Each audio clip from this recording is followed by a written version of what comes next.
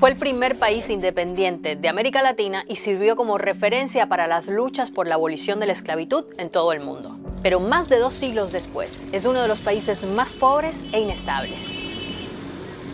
Haití, que hoy se encuentra en medio de una enorme crisis política y social, ha padecido explotación, revoluciones, dictaduras, corrupción y violencia. Y todo esto en un país ubicado sobre la falla principal entre las placas tectónicas de Norteamérica y el Caribe, y en una pista principal de huracanes, lo que hace que los desastres naturales sean aún más desastrosos. Las razones profundas de la crisis permanente que parece sufrir este país son muchas, pero entre tantos pesares, hay uno que resalta por incongruente ante los ojos contemporáneos. Haití tuvo que pagar una enorme compensación a Francia a cambio de su independencia. Y de este asunto hablamos en este video. Cuando Cristóbal Colón llegó por primera vez a América a finales de 1492, llegó a pisar la isla que hoy alberga las repúblicas de Haití y República Dominicana. Los nativos que vivían ahí eran los taínos. Colón asumió la isla como territorio de la corona española y la bautizó como La Española. Durante las primeras décadas, los españoles centraron sus esfuerzos en la explotación de yacimientos de oro y la producción azucarera. Para eso comenzaron a importar población esclava africana, ya que los taínos fueron diezmados por enfermedades y por la explotación de los colonizadores. Sin embargo, una vez que los españoles descubrieron una enorme riqueza en el continente americano, fueron perdiendo interés por la española, sobre todo por la parte occidental de la isla. Esta zona, que los taínos conocían como Ayiti, se convirtió entonces en un bastión para los piratas franceses, ingleses y neerlandeses. Los franceses fueron asumiendo el control de esa esquina de la isla y en 1665 lo reclamaron como colonia con el nombre de Saint-Domingue, algo que consiguieron formalmente 3 décadas después, cuando España cedió 1/3 de la Española a Francia. Desde entonces, Saint-Domingue se convirtió en una de las colonias más ricas del mundo y la más lucrativa del Caribe, y por eso era conocida como la Perla de las Antillas.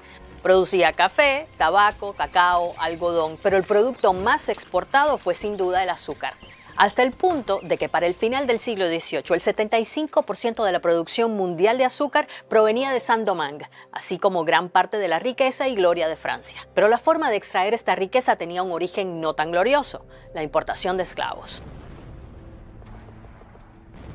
Con Francia en control de la zona, el ritmo de importación de esclavos africanos se multiplicó y se calcula que en menos de un siglo se pasó de 5.000 esclavos a 450.000. Esto contando con que como promedio los esclavos morían unos 10 años después de llegar.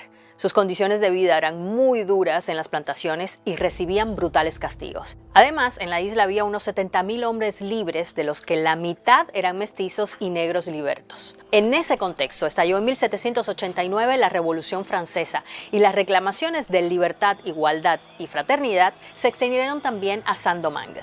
Primero fueron los libertos y los mestizos los que pidieron que se les aplicara la Declaración de los Derechos del Hombre, pero sus demandas fueron reprimidas y en 1791 fueron los esclavos negros los que se rebelaron, destruyendo las plantaciones y ejecutando a todos los blancos que vivían en la región. Fue la primera acción de un levantamiento que se convirtió en una guerra civil de 12 años y en una batalla frontal contra las fuerzas de Napoleón Bonaparte. Entre los líderes de los rebeldes destacaron, por ejemplo, el esclavo de origen jamaicano Dutty Boukman o el liberto Toussaint Louverture, quien los dirigió durante gran parte del conflicto. El primer éxito para los esclavos llegó en 1794, cuando se abolió la esclavitud en todas las colonias francesas, pero no sería hasta luego de 10 años cuando se logró completar el objetivo. El 1 de enero de 1804, Saint-Domingue declaró su independencia, aunque cambió su nombre por uno que recuerda al que usaban los nativos taínos: Haití. Y Jean-Jacques Dessalines se convirtió en su primer gobernante. Pero esta lucha por la libertad dejó también un país arrasado, con la mayoría de las plantaciones y las infraestructuras destruidas, aunque no fue la única consecuencia. Para empezar, ninguna nación reconoció diplomáticamente a Haití en ese momento. Por un lado, debido a la brutal venganza que se produjo contra los blancos tras la rendición de Francia. Se conoce como la Masacre de Haití y provocó la muerte de entre 3.000 y 5.000 hombres y mujeres blancos. Y por otro, el éxito de esta revolución de esclavos suponía una amenaza para el resto de países que mantenían colonias en esta región. Así que la reacción de estos países fue ejercer un duro bloqueo económico que ahogó las finanzas de la recién creada República de Haití.